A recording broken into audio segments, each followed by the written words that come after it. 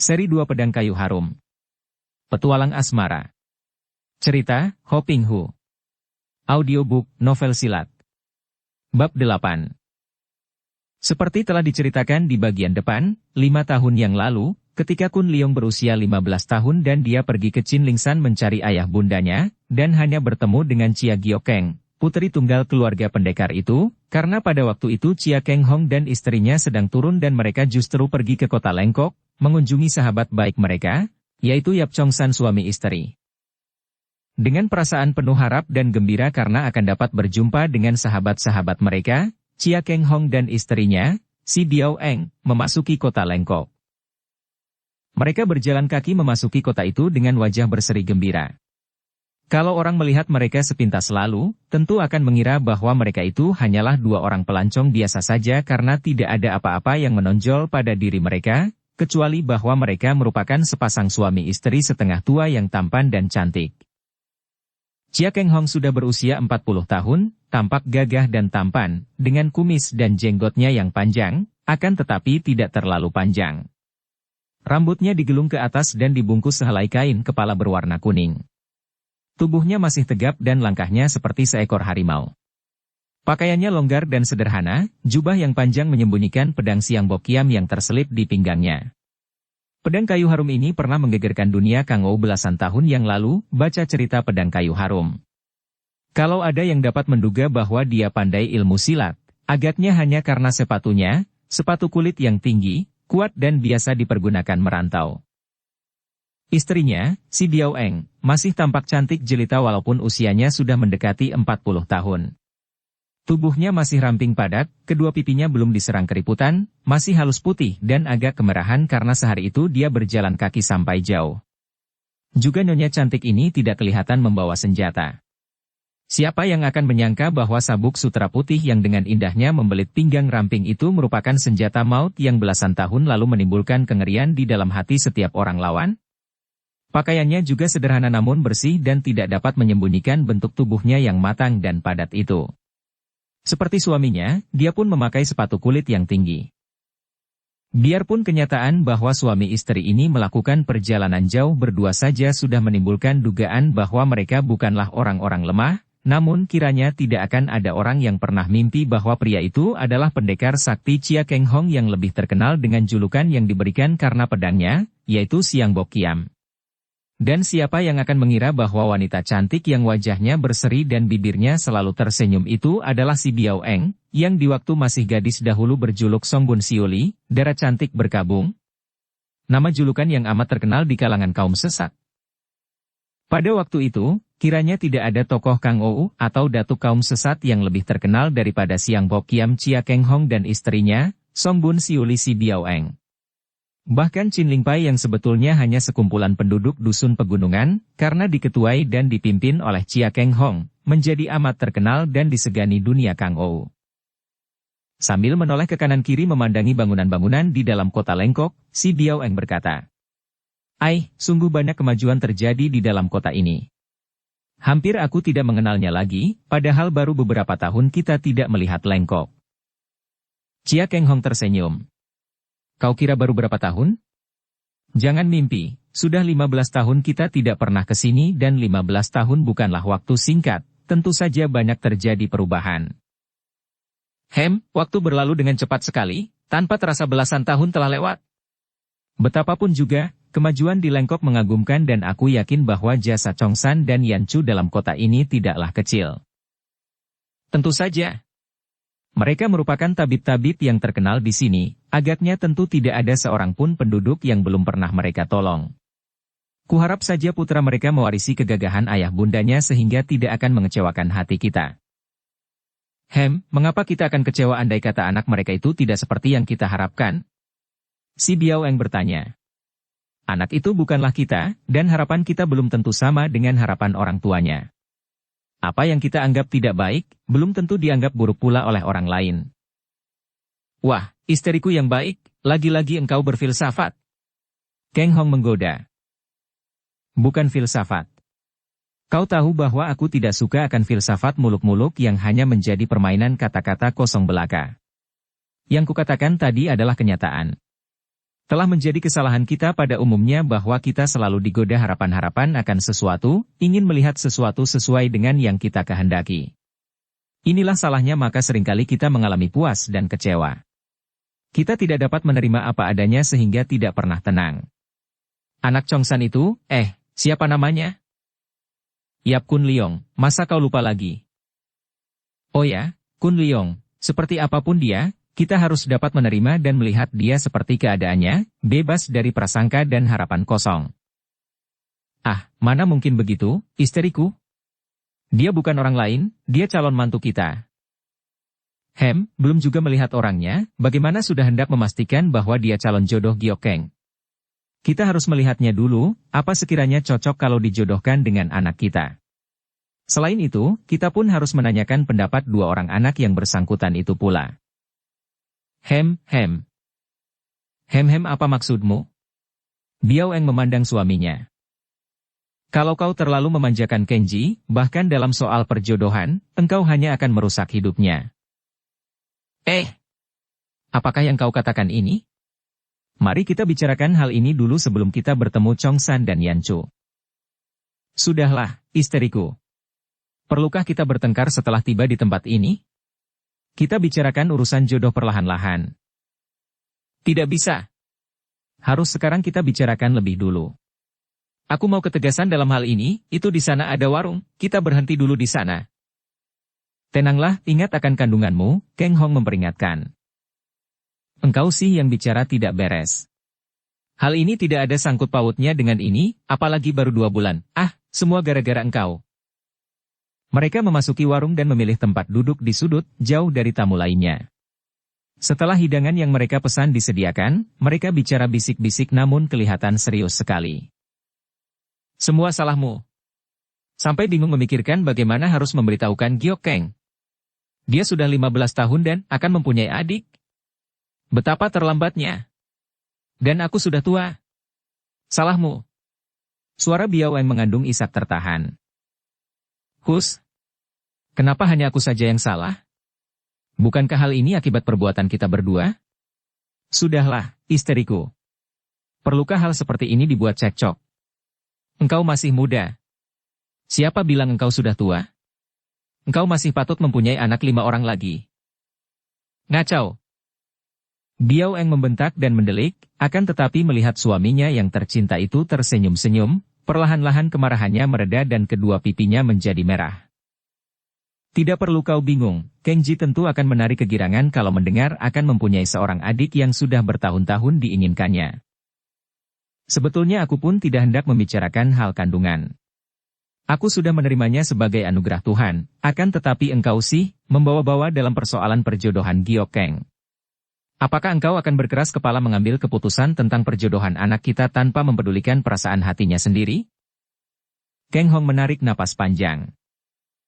Istriku, Giokeng masih kanak-kanak, mana mungkin dia mempunyai pendapat tentang jodoh? Kita adalah ayah bundanya, andai kata aku salah pilih, kiranya engkau tidak akan membiarkan saja. Pilihan kita tentu telah kita pikirkan masak-masak, dan kita tujukan semata demi kebahagiaan anak kita. Aku percaya, akan tetapi harus kita sadari bahwa pendapat kita belum tentu sama dengan pendapat Giokeng. Pemuda yang kita anggap baik belum tentu menyenangkan hatinya. Suamiku, mengapa kau tidak bersikap bijaksana dalam hal ini? Ingatlah akan riwayat kita sendiri. Perjodohan tidak boleh dipaksakan. Perjodohan harus terjadi atas dasar dorongan hasrat kedua orang anak yang hendak berjodoh itu sendiri. Perjodohan bukan hal main-main, melainkan dilakukan satu kali untuk selama hidup. Sekali salah pilih, akan menderita selamanya. Nah, itulah. Karena tidak ingin anak kita salah pilih, sebaiknya kita yang memilihkan, dan kurasa anak suami istri seperti Chongsan dan Yanchu tentulah baik. Betapapun juga, biarkan dia memilih sendiri. Kalau dia yang masih hijau dan bodoh itu salah pilih, kewajiban kita untuk turun tangan menyadarkannya. Aku tetap ingin berbesan dengan Chongsan. Mungkin saja, kalau Kenji cocok dan suka kepada Kun Leong. Mengapa engkau bingung seperti kucing hendak bertelur? Kalau memang sudah jodoh, apa yang dikhawatirkan kelak tidak akan bertemu? Kang Hong merengut. Gila kau. Masa aku disamakan kucing hendak bertelur? Mana ada kucing bisa bertelur? Biao Eng tertawa, girang dapat membalas dan membikin suaminya marah. Karena bingungnya, kau seperti kucing hendak bertelur. Soal jodoh kita bicarakan nanti kalau semua pihak sudah setuju. Mengapa tergesa-gesa? Bukankah kedatangan kita ini untuk mengunjungi mereka dan sekalian melihat bagaimana macamnya putra mereka itu? Ya, sudahlah, asal engkau jangan berkokok ribut seperti ayam hendak beranak. Hah? Mana ada ayam beranak? Wah, engkau membalas, ya. Biao Eng mencubit lengan suaminya dan keduanya tertawa. Dalam keadaan seperti itu, suami istri itu masih seperti ketika mereka berbulan madu dahulu. Dan memang demikianlah cinta kasih antara suami istri yang benar-benar saling mencinta. Tidak ada usia tua, tidak ada keriput, tidak ada uban, tidak ada dan tidak pernah ada istilah buruk bagi mereka yang saling mencinta. Hus! Malu dilihat orang. Dan kalau tiba-tiba Chong San dan Yancu muncul dan melihat kita bukan langsung ke rumah mereka melainkan bersenda gurau di warung arak, bisa kita dicap sombong. Kang Hong segera membayar harga makanan, kemudian mereka bergegas keluar dari warung dan langsung menuju ke rumah Yap Chong San yang di kota itu terkenal sebagai Yap Sin She, tabib Yap. Dapat dibayangkan betapa kaget hati mereka mendengar bahwa suami istri sahabat baik mereka itu telah kurang lebih 5 tahun meninggalkan Lengkok tanpa pamit dan tak seorang pun mengetahui kemana mereka pergi. Jiwie, kalian berdua, sudah lama sekali terlambat. Yap Sin She dan istrinya, juga putranya, telah bertahun-tahun pergi. Mengapa? Apa yang terjadi? Kang Hong bertanya, masih dicekam keheranan. Mereka melarikan diri, seorang kakek bekas tetangga Yap Sin She menjelaskan. Tidak mungkin. Biao Eng berseru. Mereka bukanlah orang-orang pengecut yang melarikan diri begitu saja. Siapa yang mereka takutkan? Mereka menjadi orang-orang buruan pemerintah. Kang Hong segera memegang tangan kakek itu dan berbisik. Harap Lo Heng Sudi menceritakan kepada kami. Kakek itu mengangguk. Mari singgah di rumahku dan nanti ku ceritakan kepada Jiwie. Dengan hati berdebar penuh kekhawatiran, Kang Hong dan Biao Eng mengikuti kakek itu memasuki rumahnya yang sederhana dan miskin. Setelah mereka dipersilakan duduk dan disuguhi air teh, kakek itu lalu bercerita tentang kesalahan Yap Sin She tidak berhasil mengobati para perwira yang terluka sehingga ditangkap dan kemudian bersama istrinya, Yap Sin She melarikan diri dari tahanan dan menjadi orang buruan. Mengapa tidak berhasil mengobati sampai ditangkap? Kang Hong bertanya. Kakek itu menarik napas panjang dan menggerakkan kedua pundaknya. Aku tidak tahu, akan tetapi agaknya sudah pasti sekali Yap Sin She bentrok dengan pembesar Maha, kepala daerah di Lengkok ini. Apa sebabnya aku tidak tahu, dan agaknya tidak ada orang yang tahu kecuali mereka sendiri.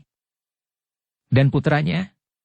Kemana perginya putra mereka, Yap Kun Leong? Yap Kong Chu sudah lebih dulu pergi sebelum ayahnya ditangkap. Entah kemana. Sampai sekarang mereka bertiga tidak pernah muncul. Bahkan ketika kakek Liok Siu Hok meninggal dunia 2 minggu yang lalu, mereka tidak muncul. Kang Hong dan istrinya teringat bahwa kakek Liok Siu Hok adalah paman tua dari Chong San, satu-satunya keluarga sahabat mereka itu yang tinggal. Karena itu, agak aneh kalau sampai Chong San anak istri tidak muncul ketika kakek itu meninggal dunia. Bagaimana matinya? Mati tua dan agaknya karena duka. Kasihan kakek itu tidak mempunyai keluarga lagi, mati dalam kesunyian. Kang Hong dan istrinya menghaturkan terima kasih, lalu keluar dari rumah kakek itu. Kemana kita harus mencari mereka, katanya dengan suara kecewa. Tiada gunanya dicari kalau mereka itu melarikan diri. Kalau mereka ingin berjumpa dengan kita, tentu mereka yang akan datang mengunjungi Chin Ling San. Benar kata-katamu. Kalau begitu kita pulang saja. Tidak, aku masih belum puas. Aku harus mengerti duduknya perkara ini dan memaksa dia mengaku, kata Biao Eng gemas. Dia? Siapa? Siapa lagi kalau bukan pembesar jahat Shima itu? Wah. Istriku, ingat, kita bukan orang muda petualang seperti dahulu lagi. Kita adalah pemimpin Chin Ling Pai dan orang Shima itu adalah orangnya pemerintah. Apa kau ingin dicap pemberontak? Serahkan saja kepadaku. Mari ikut. Kemana? Kang Hong tak berdaya menghadapi istrinya yang ia tahu sedang marah dan penasaran itu. Ke gedung kepala daerah. Kang Hong tidak membantah dan diam-diam ia gembira melihat betapa istrinya sama sekali belum berubah, masih seperti Song Bun Siuli dahulu, darah cantik jelita yang kadang-kadang disebut Dewi akan tetapi ada kalanya disebut iblis betina yang ganas. Istrinya ini, biarpun usianya sudah 37 lebih, ibarat gunung berapi belum kehilangan kawahnya, bagaikan merica belum kehilangan pedasnya, dan bagaikan bunga mawar harum belum kehilangan durinya. Tanpa disadarinya, mulut Chia Kang Hong tersenyum-senyum dan dia tidak tahu betapa istrinya mengerling kepadanya dan mengerutkan alis penuh curiga ketika melihat senyumnya. Tiba-tiba Biao Eng berhenti melangkah. Mengapa kau mesem-mesem? Mentertawakan aku, ya? Wah, tidak. Aku hanya apa? Kasihan kepada mata Ijin. Lihat saja nanti, si keparat itu. Waktu itu hari telah sore dan kantor pembesar kepala daerah sudah lama ditutup. Pembesar Ma sedang beristirahat di dalam kamar seorang di antara selirnya, tidur nyenyak kelelahan. Semalam pembesar ini kurang tidur, menjamu beberapa orang tamu rahasia yang kini masih berada di dalam gedungnya dan juga beristirahat di dalam kamar-kamar tamu yang disediakan untuk mereka. Ketika Kang Hong dan istrinya tiba di halaman gedung pembesar Ma, tentu saja mereka dihadang oleh para penjaga. Akan tetapi kepala penjaga bersikap hormat ketika melihat sikap suami istri itu yang tenang dan gagah. Dia menjura dan bertanya, "Ada keperluan apakah Jiwie? Anda berdua datang ke sini?" Tanpa izin, siapapun dilarang memasuki halaman ini. Pada waktu itu, Biao Eng masih marah dan penasaran sekali mengingat akan nasib Yap Chong San dan istrinya, akan tetapi dia masih ingat akan kedudukannya sebagai istri ketua Chin Ling Pai maka dia menahan diri dan tidak terlalu ringan tangan seperti wataknya ketika masih gadis dahulu. Akan tetapi suaranya ketus dan dingin ketika dia berkata, "Laporkan kepada Mata Ijin bahwa kami ingin bertemu dan bicara dengannya." Kepala penjaga mengerutkan alisnya. Hatinya tidak senang mendengar suara ketus dan melihat sikap yang amat tidak menghormat terhadap Mata Ijin itu, maka dia menjawab. Tidak mungkin begitu mudah. Siapapun yang hendak menghadap, harus lebih dulu mengajukan permohonan disertai keterangan nama, tempat tinggal dan keperluannya. Pula, permintaan itu baru bisa diajukan besok pagi karena sekarang kantor sudah tutup dan Taijin sedang beristirahat, tidak boleh diganggu. Apa kau bilang? Biao Eng menudingkan telunjuknya ke arah muka kepala penjaga itu. Apa kau kira tanpa laporanmu kami tidak bisa menemui orang Shima itu? Para penjaga terkejut dan 8 orang penjaga sudah datang mendekat dan siap untuk menghadapi suami istri itu. Akan tetapi Kang Hong cepat menjura dan berkata halus. Harap kalian suka melaporkan kepada Mata Ijin bahwa Chia Kang Hong dan istrinya mohon bertemu dan bicara dengan Mata Ijin. Akan tetapi para penjaga itu tidak mengenal nama ini. Biarpun nama ini amat terkenal, akan tetapi tentu saja yang mengenalnya hanyalah tokoh-tokoh Kang Ou saja dan tidak sembarangan orang seperti para penjaga itu mengenalnya. Karena itu, disebutnya nama ini sama sekali tidak ada artinya bagi mereka. Siapapun adanya Jiwie, tanpa surat izin khusus, tak berani kami mengganggu Taijin, dan sebaliknya Jiwie segera pergi dan jangan membikin ribut di sini. Kami masih bersikap sabar, kalau sampai para pengawal tahu, tentu Jiwie akan mendapat susah. Kalau Jiwie ada urusan penting dengan Taijin, harap besok pagi saja mengajukan surat permohonan menghadap. Keparat? Kalau begini kami tidak perlu dengan kalian. Biao Eng sudah tidak sabar lagi, langsung dia melangkah ke depan, sama sekali tidak mempedulikan para penjaga yang menghadang di depannya. 8 orang itu tentu saja agak segan untuk menyerang seorang wanita, maka mereka hanya berdiri menghadang dan menghalangi di depan Biao Eng sambil melintangkan tombak dan golok di tangan. Pergi! Biao Eng membentak dan terdengar suara senjata-senjata itu terlempar di susul tubuh 8 orang penjaga itu terpelanting ke kanan-kiri. Mereka berteriak kaget dan marah. Ketika mereka cepat melompat bangun lagi dan siap menerjang, mereka terbelalak melihat Kang Hong sudah berdiri tegak di depan mereka. Pendekar ini menyambar sebatang golok yang tadi terlempar, kemudian sambil memandang mereka dengan senyum di bibir, kedua tangannya mematah-matahkan golok itu sedemikian mudahnya seperti orang mematahkan sebatang lidi saja. Melihat demonstrasi kehebatan kedua tangan ini, 8 orang itu terbelalak dengan muka pucat. Kedua kaki mereka mundur-mundur dan tak seorang pun di antara mereka berani menerjang ke depan. Anjing-anjing pengacau dari mana berani membuat ribut di sini? Bentakan ini disusul munculnya 3 orang pengawal yang bertubuh tinggi besar dan bersikap garang. Melihat munculnya 3 orang pengawal yang terkenal jagoan ini, 8 orang penjaga itu berbesar hati. Kepala penjaga segera berkata, "Mereka memukul kami, mereka hendak membunuh Taijin." Mendengar ini, Kang Hong dan Biao Eng marah sekali, sedangkan 3 orang pengawal itu terkejut bukan main. Tampak sinar berkilat ketika mereka mencabut pedang dan meloncat ke depan menghadapi Kang Hong dan Biao Eng. Karena khawatir kalau istrinya tidak mampu mengendalikan diri dan membunuh alat pemerintah, Kang Hong sudah mendahului istrinya, melangkah ke depan, mendorongkan tangan kirinya ke arah 3 orang pengawal yang menerjang maju itu sambil membentak, "Mundur kalian!" Tentu saja 3 orang pengawal itu tidak mempedulikan bentakan ini dan sama sekali tidak peduli akan dorongan tangan Kang Hong. Akan tetapi segera mereka itu berteriak kaget ketika merasa betapa tubuh mereka terdorong oleh angin yang amat dahsyat, yang membuat mereka tidak mampu mempertahankan diri dan terjengkang ke belakang.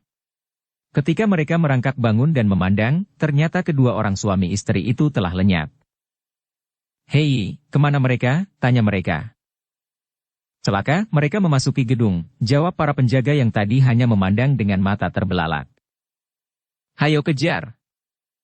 Berbondong mereka mengejar ke dalam gedung dan seorang di antara para pengawal sudah membunyikan kentungan tanda bahaya, memanggil berkumpul semua pengawal dan penjaga. Kang Hong dan Biao Eng memang telah berlari memasuki gedung, tidak mau membuang waktu melayani para penjaga dan pengawal. Biao Eng menangkap seorang pelayan wanita yang berlari ketakutan, menjambak rambutnya, dan menghardik, "Lekas katakan di mana kamar Taijin." Jari-jari tangan Biao Eng sengaja mencengkeram pundak pelayan itu yang merasa nyeri bukan main, sampai mukanya yang pucat mengeluarkan peluh dingin. Akan tetapi saking takutnya dia tidak dapat mengeluarkan suara, hanya menudingkan telunjuknya ke arah kamar besar di dekat ruangan tengah. Biao Eng melepaskan tubuh pelayan itu yang mendeprok berlutut dan tidak mampu bergerak lagi saking takutnya, hanya menangis di atas lantai tak berani mengangkat muka. Ketika Biao Eng dan Kang Hong tiba di depan pintu kamar itu, Kang Hong berbisik, "Istriku, jangan membunuh orang." Biao Eng mengangguk lalu menggunakan kakinya menendang daun pintu. Brak, daun pintu jebol dan tampaklah seorang laki-laki tua, berusia hampir 60 tahun berdiri dengan mata terbelalak marah. Seorang wanita muda dan cantik dengan pakaian tidak lengkap menjerit kecil dan cepat bersembunyi di atas pembaringan, di bawah selimut. Kakek itu sudah berpakaian lengkap, agaknya tadi terkejut mendengar kentungan tanda bahaya. Dia adalah Mata Ijin yang tentu saja menjadi marah sekali, terganggu dari istirahatnya yang asyik bersama selirnya. "Apa ini? Siapa kalian berani kurang ajar? Pengawal! Tangkap mereka!" Mata Ijin berseru marah. Biao Eng sudah melangkah masuk kamar. "Apakah engkau Mata Ijin?" tanyanya. Pembesar itu mengangkat muka membusungkan dada. "Sudah tahu aku Mata Ijin, hayo lekas berlutut minta ampun." "Manusia rendah!" Biao Eng telah menyambar sehelai sabuk merah. Agaknya sabuk milik wanita muda selir pembesar itu yang tadi ditanggalkan dan mungkin dalam keadaan tergesa dilempar begitu saja di atas lantai. Sekali tangan Nyonya Perkasa ini bergerak, tampak sinar merah berkelebat kemudian bergulung-gulung dan ujung sabuk telah menjerat leher Mata Ijin. Begitu sabuk ditarik dengan sentakan mendadak, pembesar itu berteriak dan roboh menelungkup di atas lantai. Karena sabuk yang menjerat lehernya itu ditarik terus oleh Biao Eng, terpaksa pembesar itu merangkak dan terseret sampai ke depan kaki Biao Eng. "Hayo katakan, apa yang telah kau lakukan 5 tahun yang lalu terhadap Yap Xinshi dan istrinya?" Biao Eng membentak. Dia sengaja menarik ujung sabuk merah sehingga libatan yang mencekik leher makin ketat, membuat pembesar itu hampir mendelik dan napasnya terengah-engah. "Yap Xinshi, dia dan istrinya, pemberontak," katanya dengan kedua tangan sia-sia mencoba melepaskan libatan yang mencekik leher. Biao Eng menarik ujung sabuk. "Wah!" Pembesar itu terengah, lidahnya terjulur keluar. "Tidak mungkin. Kalau engkau tidak berlaku sewenang-wenang mengandalkan kedudukanmu, mereka tentu tidak akan memberontak." Mereka tidak berhasil menyembuhkan para pengawalmu, mengapa hal itu kau salahkan? Mereka bukanlah dewa atau iblis yang berkuasa atas kesembuhan atau kematian seseorang. Ampun, Li Hiap, pembesar itu terpaksa mengeluh karena libatan pada lehernya makin mencekik erat. Orang macam engkau ini sepatutnya dikirim ke neraka. Akan tetapi mengingat bahwa engkau hanya seorang pejabat rendahan saja, biarlah ku beri peringatan. Setelah berkata demikian, Biao Eng mengebutkan ujung sabuk merah itu ke arah telinga Mata Ijin. Pret, aduh! Mata Ijin bergulingan mendekap pinggir kepalanya sebelah kanan yang bercucuran darah karena daun telinganya telah hancur dan lenyap terpukul ujung sabuk merah tadi. Bukan main nyeri rasanya sampai menusuk jantung, pandang matanya berkunang dan ubun-ubun kepala rasanya berdenyut seperti hendak pecah. Dia merintih-rintih sedangkan selirnya sudah roboh pingsan di bawah selimut. Sebagai peringatan, kuambil telingamu. Kalau aku mendengar lagi kau masih berlaku sewenang-wenang mengandalkan kedudukanmu, aku akan datang dan mengambil kepalamu. Tar. Tar, Bret. Biao Eng meloncat ke samping dan memandang dengan kaget. Sabuk merah di tangannya telah hancur, ujungnya bertemu dengan ujung cambuk penyerangnya dan kini dia melihat betapa ujung cambuk putih itu seperti seekor ular hidup melayang ke arah pinggang Mata Ijin dan di lain saat tubuh Mata Ijin telah melayang ke arah penyerangnya tadi dan diterima dengan tangan kiri yang amat besar dan kuat. Disusul suaranya yang nyaring akan tetapi terdengar asing dan kaku. Mata Ijin harap mundur dan mengobati lukanya, biarlah saya menghadapi dua orang penjahat ini. Kang Hong dan Biao Eng memandang orang itu dengan mata terbelalak penuh kaget dan keheranan. Kiranya telah datang 3 orang di dalam kamar itu. 2 orang di kanan kiri adalah kakek-kakek berusia 60 tahun dan pakaian mereka sederhana, memandang tak acuh. Akan tetapi orang yang berdiri di tengah dan yang memegang cambuk putih itu yang amat mengherankan kedua suami istri itu. Biarpun mereka adalah tokoh-tokoh besar di dunia Kang Ou, bahkan Chia Kang Hong terkenal sebagai datuk muda yang belum dapat dicari tandingannya, namun dia sendiri belum pernah bertemu dengan seorang manusia yang seaneh pemegang cambuk itu sehingga dia sendiri pun sampai bengong terlongong. Orangnya tinggi besar ukuran raksasa. Kang Hong yang berawak sedang itu hanya setinggi pundaknya. Tubuh orang itu besar dan perutnya berbentuk seperti gentong. Punggung tangannya penuh bulu kuning yang panjang-panjang seperti tangan monyet. Kepalanya botak kelimis di bagian atasnya, akan tetapi di bagian bawah sekeliling kepala tumbuh rambut yang warnanya amat luar biasa, seperti uban putih akan tetapi bercampur kuning emas berombak indah sekali, seolah-olah bukan rambut melainkan benang-benang perak dan emas ditempelkan di sekeliling kepala. Demikian pula kumis dan jenggotnya, biarpun ada yang agak gelap warnanya, tetap saja bercampur dengan warna kuning emas dan putih. Juga alis matanya. Alisnya tebal, matanya lebar sekali dan mata itu bukan seperti mata biasa, karena maniknya bukan hitam melainkan biru. Biru laut? Selama hidupnya, baru 1 kali itulah Kang Hong dan Biao Eng melihat orang dengan mata yang berwarna biru laut. Hidungnya amat panjang, bukan mancung lagi namanya, bibir yang sebagian tertutup kumis itu terbentuk manis seperti bibir wanita, benar-benar seorang laki-laki yang amat aneh dan sukar ditaksir usianya. Akan tetapi pakaiannya lebih aneh lagi. Sepatu kulitnya mengkilap dan tinggi sampai ke bawah lutut. Celananya sempit dan membungkus ketat tubuh bawahnya sehingga memandangnya saja membuat wajah Biao Eng menjadi merah. Betapa tidak sopannya, pikir pendekar wanita itu. Pakaian bagian atasnya yang aneh. Di sebelah dalam merupakan baju pendek yang berkancing emas. Di bagian luar tertutup oleh jubah lebar dan panjang sampai ke lutut, berlengan panjang pula, dengan saku-saku yang besar. Akan tetapi lucunya, bagian depan jubah ini terbuka sama sekali dan lehernya diikat dengan sehelai kain seperti kapas. Kang Hong dan Biao Eng saling pandang.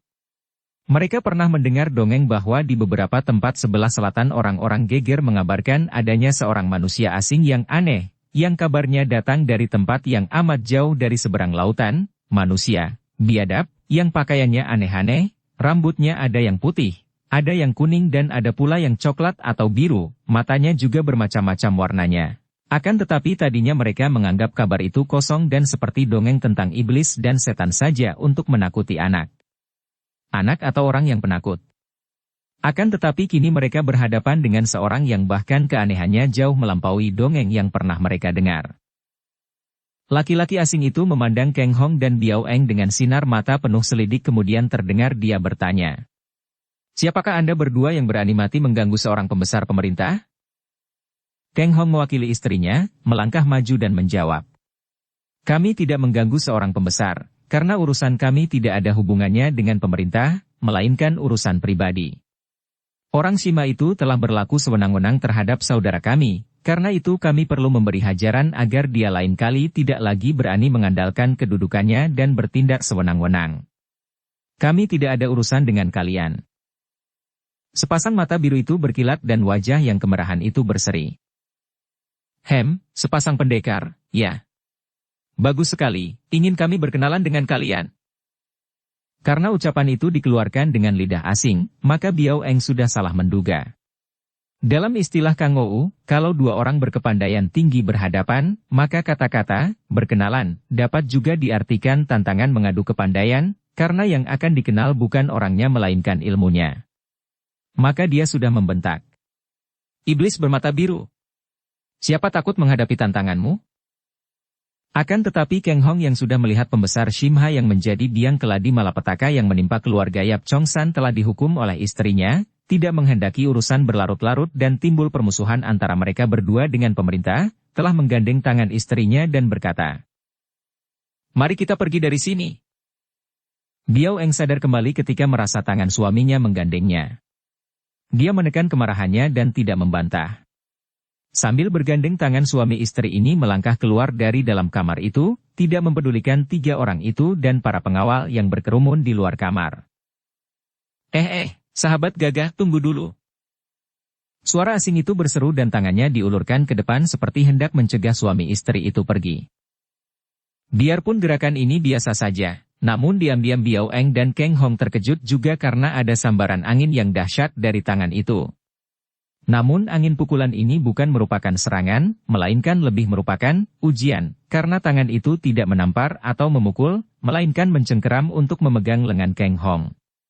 Karena itu, pendekar sakti ini pun tidak mau balas menyerang, hanya menggoyang tangannya seperti menolak dan berkata, "Kami tidak ada waktu untuk melayani Tuan." Plak! Plak! Biarpun kedua tangan itu tidak saling sentuh, namun pertemuan dua hawa pukulan di antara kedua telapak tangan itu mengeluarkan bunyi nyaring dan orang asing botak itu terkejut bukan main ketika merasa betapa tangannya terpental dan terasa panas. Ia berdiri bengong memandang suami istri yang terus melangkah keluar itu, terheran-heran dan akhirnya membentak teman-temannya yang sudah bergerak mengejar. "Biarkan mereka pergi, jangan ganggu." Dua orang temannya menghentikan gerakan kaki mereka, kembali kepada orang asing botak dengan mata memandang penuh pertanyaan. Si botak ini menghela napas panjang, menggeleng-geleng kepalanya dan mengomel. "Hebat! Semudah itu sudah demikian hebat tenaganya. Ternyata benar cerita guruku bahwa bagian dunia ini penuh dengan orang-orang yang berkepandaian tinggi." Kemudian dia menoleh kepada dua orang temannya tadi dan berkata, "Amat keliru kalau kita mulai pekerjaan kita dengan menanam permusuhan dengan orang-orang pandai seperti mereka. Tugas kita bahkan harus mendekati orang-orang pandai, bukan memusuhi mereka." Akan tetapi, mereka telah melukai Taijin, bantah seorang temannya. "Hanya luka ringan. Mata Taijin tentu dapat menyudahi perkara ini, demi tugas yang lebih penting. Pula, kehilangan sebuah daun telinga untuk menebus kesalahan lalu, masih murah." Dua orang temannya mengangguk dan mereka bertiga segera menuju ke kamar Mata Taijin untuk membantu mengobati luka yang diderita pembesar itu. Kang Hong dan istrinya terus meninggalkan Lengkok pada malam hari itu juga, menuju pulang ke Chinling San. Di sepanjang perjalanan suami istri ini dengan penuh keheranan membicarakan tentang orang asing yang lihai itu. "Sungguh membuat orang penasaran sekali," kata Kang Hong. "Jelas dia adalah seorang asing biadab seperti yang kita dengar dari berita angin tentang munculnya orang-orang seperti itu di sepanjang pantai selatan dan timur. Akan tetapi mengapa dia menguasai ilmu kita?" Sambaran tangannya tadi selain mengandung sinkang yang cukup kuat, juga merupakan gerakan Eng Jiaokang, cengkeraman Garuda, yang cepat dan baik sekali. Hanya tokoh-tokoh golongan sesat saja yang sudi mengajarkan ilmu bangsa kita kepada orang asing, kata Biao Eng.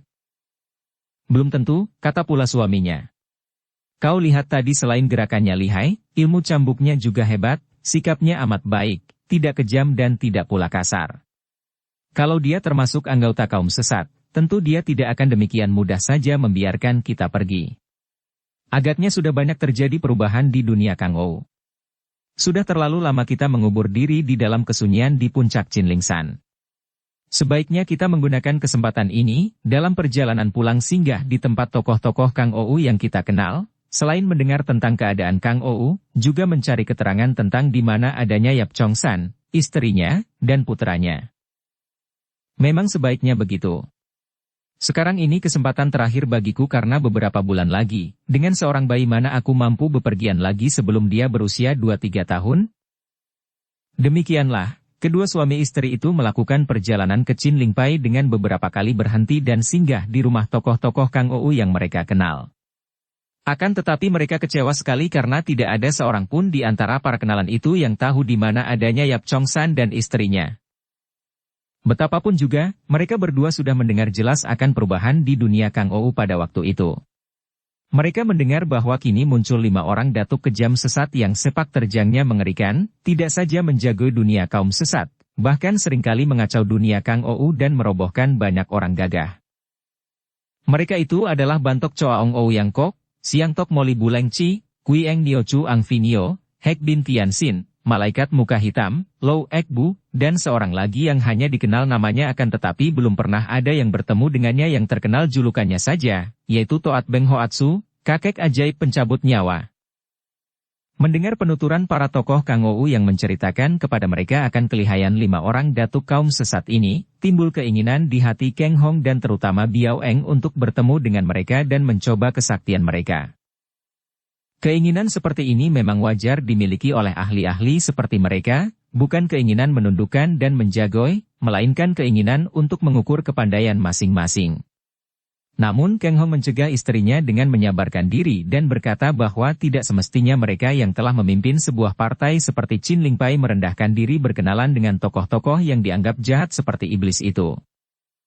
Pula, dalam keadaan dirimu sedang mengandung, amat berbahaya untuk bertanding menghadapi lawan yang sakti. Selain itu tidak baik kalau kita terlalu lama meninggalkan Giok Keng seorang diri saja di Chinlingshan. Sebaiknya kita lekas pulang dan mengingat akan munculnya banyak orang pandai di kalangan kaum sesat. Kita harus lebih tekun menggembleng Giok Keng dan meningkatkan kepandaian para anggota Chinlingpai. Mendengar ucapan suaminya yang tak dapat dibantah kebenarannya, Biao Eng tidak membantah. Maka pulanglah suami istri pendekar ini ke Chinlingshan dengan hati kecewa karena mereka tidak berhasil bertemu dengan Yap Chong San dan Gui Yanchu seperti yang mereka harap-harapkan. Tentu saja mereka berdua sama sekali tidak pernah mimpi bahwa putra tunggal sahabat-sahabat mereka itu, Yap Kun Leong, baru beberapa pekan saja datang mengunjungi Chinlingshan, bahkan telah bentrok dan bertanding dengan putri mereka. Ketika mereka tiba di Chinlingshan, Giok Keng yang merasa takut kalau ayahnya mendengar akan penyambutannya terhadap Yap Kun Leong, tentu saja menutup mulutnya dan sama sekali tidak menceritakan tentang kedatangan pemuda gundul itu kepada ayah bundanya. Ketika Chia Keng Hong mendengar penuturan ayah bundanya akan nasib yang menimpa diri keluarga Yap, diam-diam Giok Keng merasa kasihan sekali kepada Kun Leong.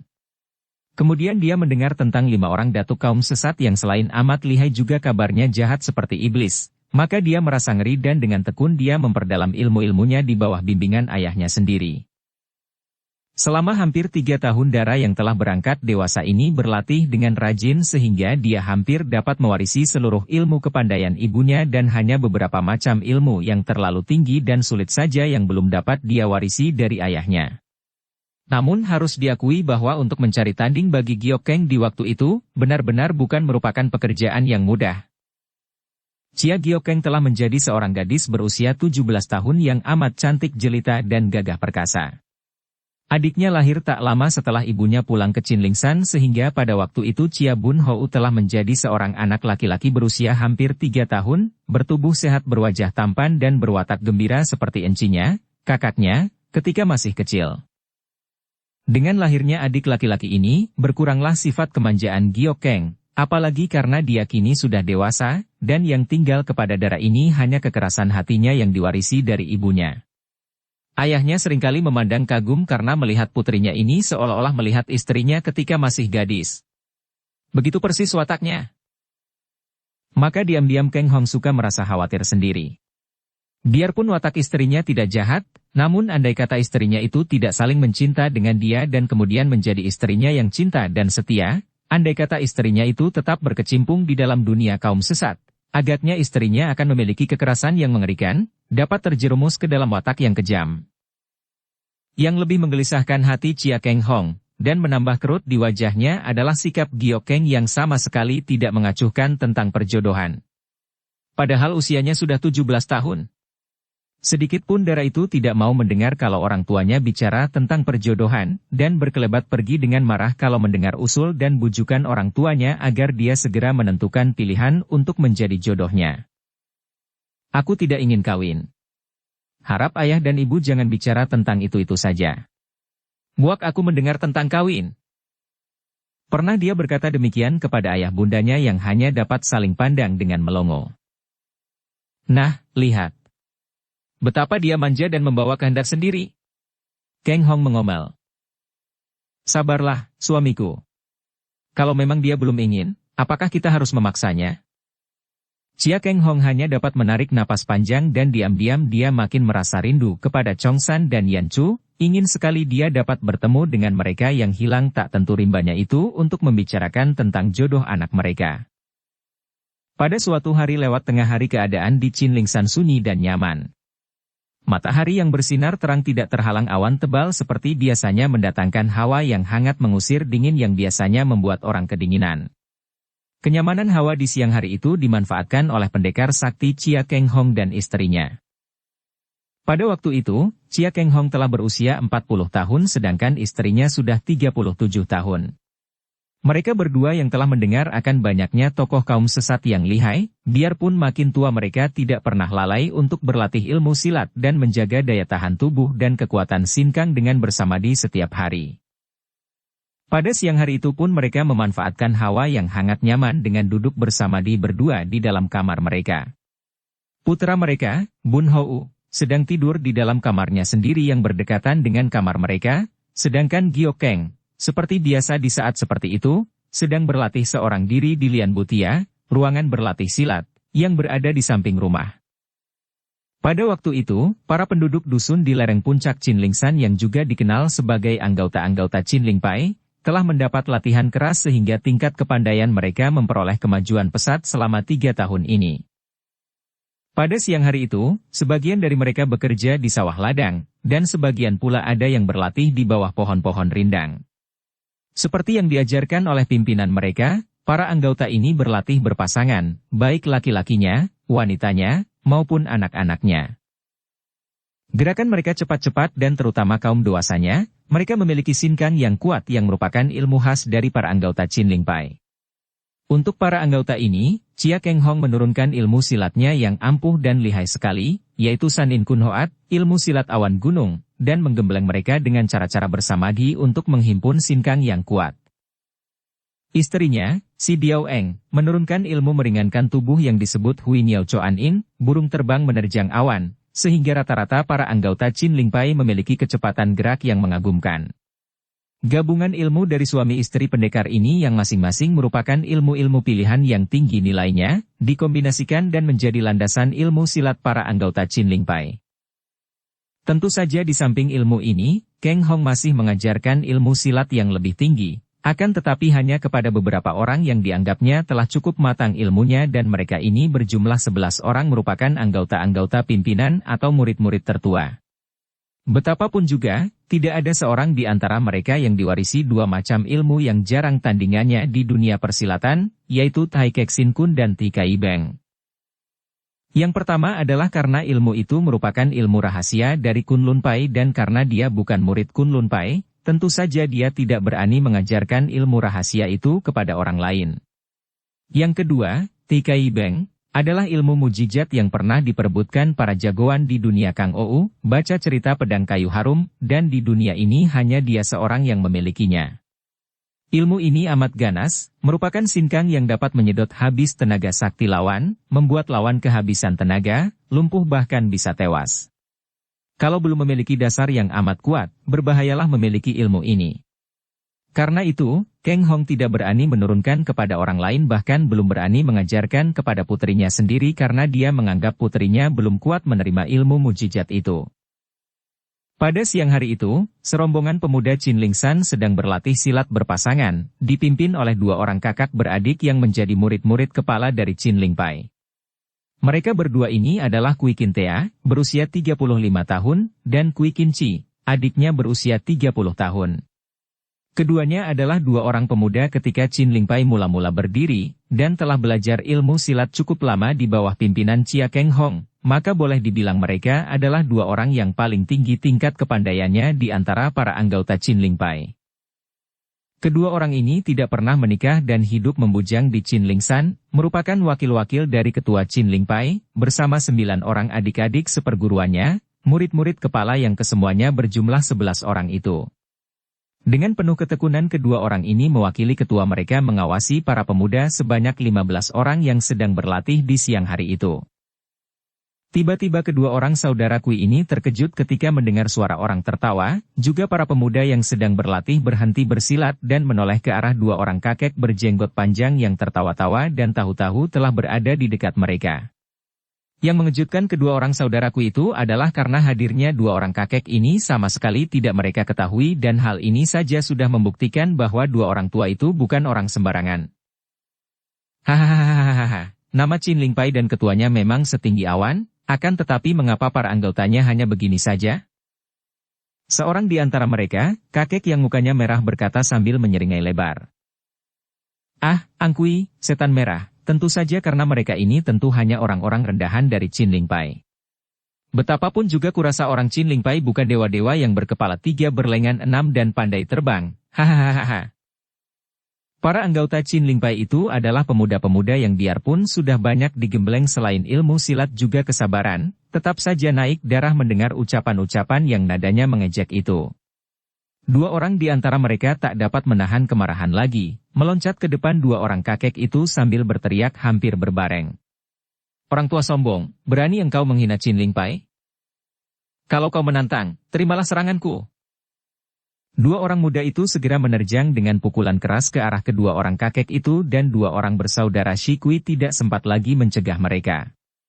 Akan tetapi kakek-kakek asing yang diserang hanya tersenyum, sama sekali tidak gugup melainkan mengangkat kedua tangan mereka dengan gerakan lambat, satu tangan menangkis dan tangan kedua menampar dari samping. Biarpun gerakan mereka kelihatan lambat, namun aneh sekali, dua orang pemuda itu tidak mampu menghindar lagi. Mereka mengadu dan terpelanting tak dapat bangun kembali. Melihat dua orang teman mereka roboh dengan muka di bagian pipi terdapat tanda telapak tangan hitam dan mereka itu pingsan. Para pemuda menjadi marah sekali dan serta-merta dua orang kakek itu mereka terjang dan keroyok. Sambil tertawa-tawa, kedua orang kakek itu bergerak dan terjadilah pertempuran yang seru, akan tetapi baru beberapa jurus saja, kembali 4 orang pemuda terpelanting dengan tanda telapak tangan hitam di tubuh mereka dan mereka itu pingsan. Mundur kalian! Kui Qintea dan Kui Qinci berteriak nyaring. Kemudian mereka berdua meloncat ke depan, tanpa banyak cakap lagi sudah menyerang dengan pukulan-pukulan berat. Kui Qintea menyerang kakek muka merah dengan kedua lengan dilonjorkan ke depan, yaitu jurus dari ilmu silat San In Kun Hoat yang disebut Siang Intuisan, sepasang awan mendorong gunung, jurus yang ketiga. Dua orang kakek itu ketika tertawa-tawa tadi bukan semata-mata sengaja hendak mengejek melainkan karena mereka memang kecewa dan terheran melihat pemuda-pemuda itu berlatih dengan gerakan yang mereka anggap terlampau rendah. Akan tetapi, ketika kakek muka merah itu menghadapi serangan yang dilakukan oleh Kui Qintea, dia terkejut bukan main. Dari kedua tangan yang didorongkan itu menyambar hawa pukulan yang dahsyat sekali. Memang, ilmu silat San In Kun Hoat yang diajarkan oleh Chia Kang Hong kepada para anggota Qin Ling Pai, dan yang telah dikuasai dengan baik oleh dua orang saudara Kui, adalah ilmu tingkat tinggi yang hebat. Ilmu silat ini hanya terdiri dari 8 jurus, namun jurus-jurus itu dahsyat sekali dan dapat dikembangkan dengan hebat sesuai dengan bakat masing-masing. Kini, menghadapi jurus yang intuisan, kakek muka merah cepat-cepat membuang diri ke samping dan balas menyerang dari samping. Namun, jurus yang intuisan telah dilanjutkan sebagai jurus bertahan, tangan yang tadinya mendorong itu membalik ke bawah, lengannya dipergunakan untuk menangkis pukulan tangan kakek yang selalu meninggalkan tanda telapak tangan hitam itu. Plak! Kakek muka merah kembali berseru kaget. Tangkisan itu membuat dia terhuyung mundur, biarpun lawannya juga terpental ke belakang dengan kaget. Mereka segera bertanding kembali dan kali ini mereka bergerak lebih hati-hati, maklum bahwa lawan amat tangguh. Demikian pula dengan Qinci yang bertanding melawan kakek muka putih, pertandingan di antara mereka juga seru dan ramai sekali. Para anggota Qin Lingpai yang muda telah maklum bahwa dua orang kakek yang telah melukai 6 orang teman mereka itu tidak boleh dipandang ringan, maka mereka tidak sembrono membantu suheng-suheng mereka, melainkan menolong 6 orang teman yang masih pingsan. Ada pula yang segera memanggil suheng-suheng dan suci-suci mereka yang lebih pandai dan ada pula yang lari melapor kepada Nona Chia Giokeng. Xiao Chia, Nona, lekas. Ada 2 orang kakek jahat mengacau, melukai 6 orang anggota kita. Chia Giokeng yang berlatih seorang diri, kaget mendengar laporan ini. Dia cepat meloncat dan lari keluar setelah menyarungkan pedangnya yang tadi dipakai untuk berlatih. Ketika tiba di tempat pertandingan, Giokeng melihat betapa 2 orang saudara Kui yang sudah dibantu oleh 3 orang sute-sutenya, masih juga belum dapat mendesak 2 orang kakek itu, apalagi merobohkan. Merah wajah Giokeng. Sungguh memalukan sekali. Murid-murid kepala Qin Lingpai sampai harus mengeroyok 2 orang kakek itu. Dan ada 6 orang murid yang terluka. Dengan sudut matanya dia melihat betapa anggota Qin Lingpai yang terluka itu masih pingsan dan ada tanda telapak tangan hitam di tubuh mereka, di pipi, di leher, bahkan pukulan yang mengenai pundak atau dada membuat baju hangus terbakar dan kulitnya juga ternoda hitam berbentuk telapak tangan. Diam-diam dia terkejut dan marah. Tak salah lagi, tentulah itu pukulan beracun, kalau bukan Hek Tok Chiang, tangan beracun hitam, tentu semacam itu. Paman Kui berdua mundurlah. Teriakan Giokeng ini membuat hati Kue Kintea dan 4 orang sutenya dan mereka segera meloncat ke belakang. 2 orang kakek itu membalik dan memandang Giokeng penuh perhatian. Mereka itu lalu menjura dan kakek yang bermuka putih bertanya. Apakah Nona ini Chia Xiao Chia, Nona Chia, yang terhormat? Kami berdua adalah Siang Lo Kui, 2 setan tua, dari. Tidak peduli kalian ini sepasang setan, sepasang iblis atau siluman dari neraka, kalian sudah bosan hidup. Mampuslah. Tiba-tiba Giokeng menggerakkan kedua tangannya dan segulung sinar merah muda menyambar ke depan, ke arah kedua orang kakek itu. 2 orang kakek yang mengaku berjuluk sepasang setan tua itu terkejut sekali. Sinar merah muda itu adalah ujung sabuk sutera merah muda yang menyambar cepat bukan main. Kedua ujung sabuk itu telah menyambar seperti ular-ular hidup mengarah jalan darah kematian di leher kedua orang kakek itu. Dari angin sambaran ujung sabuk itu mengertilah mereka bahwa kalau totokan ujung sabuk itu mengenai sasaran, mereka benar-benar terancam bahaya maut. Cepat keduanya meloncat dan mengelak, akan tetapi betapa kaget hati mereka ketika kedua sinar merah muda itu seolah-olah hidup dan mengejar mereka, tetap menghujankan totokan-totokan maut bertubi-tubi. Dengan kaget sekali terpaksa mereka membuang diri ke belakang dan bergulingan di atas tanah membuat totokan-totokan itu sukar untuk mengenai sasaran. Melihat ini, dalam kegemasannya, Giokeng merubah serangan, kini menggunakan kedua ujung sabuknya bukan untuk menotok jalan darah yang tidak mungkin berhasil lagi karena kedua orang kakek itu terus menggerakkan tubuh, melainkan untuk melecut. Sabuk sutera merah muda itu dipegang di bagian tengah dan gerakan kedua tangannya membuat kedua ujung sabuk itu melecut-lecut dan mengeluarkan suara ledakan-ledakan keras. Tar-tar-tatar. Kedua orang kakek itu berusaha mengelak, namun tetap saja tubuh mereka terkena hujan cambukan, membuat pakaian mereka robek-robek dan kulit tubuh mereka luka-luka. Walaupun hanya luka di bagian luar yang ringan, namun mengeluarkan darah dan rasanya cukup nyeri dan pedih. Tar-tar. Wut! Ai! Giokeng berteriak kaget dan marah ketika tiba-tiba ujung sabuk suteranya terhenti di udara. Ketika dia membalik, tahu-tahu kedua ujung sabuk itu telah dipegang oleh seorang pemuda yang berwajah tampan dan gagah sekali. Dia terkejut. Sabuk sutera di tangannya adalah senjata yang hebat, dengan ilmu yang ia pelajari dari ibunya. Ibunya terkenal sekali dengan ilmu Pek In Sin Pian, cambuk lemas awan putih, yang dimainkan dengan sabuk sutera putih. Dia tidak menyukai warna putih seperti ibunya, melainkan lebih suka menggunakan sabuk warna merah muda. Biarpun ilmu cambuknya belum semahir dan sehebat ibunya, namun menurut ibunya, sudah cukup untuk menghadapi senjata lawan yang bersifat keras. Kini tahu-tahu kedua ujung sabuknya dapat dipegang oleh seorang lawan. Hal ini membuktikan bahwa lawan ini tentu amat lihai. Pemuda itu sudah berkata kepada kedua orang kakek dengan nada suara memerintah. Kalian mundurlah. Sungguh tak tahu diri berani melawan Chia Xiaoqia.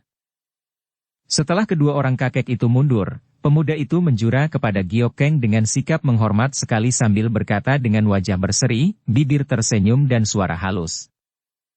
Saya mohon dengan hormat sudilah Chia Xiaoqia memaafkan kedua orang paman ini. Sesungguhnya kedatangan kami bukan dengan niat buruk. Saya Liong Bukong dan bersama kedua paman Siang Lokui datang hendak menghadap ketua Qin Lingpai yang mulia Chia Keng Hong Lo Cian Bui. Cukup. Giokeng memotong ucapan pemuda itu dengan bentakan nyaring. Tidak membawa niat buruk akan tetapi melukai 6 orang anggota Qin Lingpai. Ditebus nyawa pun masih belum impas. Setelah berkata demikian, dengan tangan kiri darah itu menggulung sabuknya dan menyimpannya, tangan kanannya bergerak mencabut pedang. Singgi. Sinar putih menyilaukan mata berkelebat ketika pedang yang terbuat dari perak murni itu tercabut. Itulah pedang Ginhua Qiam, pedang bunga perak, terbuat dari perak yang diukir bunga-bunga, pedang pemberian ibunya. Biarpun dia tidak suka akan warna puih seperti ibunya, namun pedang itu amat indah buatannya, pula merupakan sebuah pusaka yang ampuh, maka Giokeng sayang sekali kepada pedangnya ini. Nona, tunggu, saya bukan hendak bermusuh. Wood. Singgi.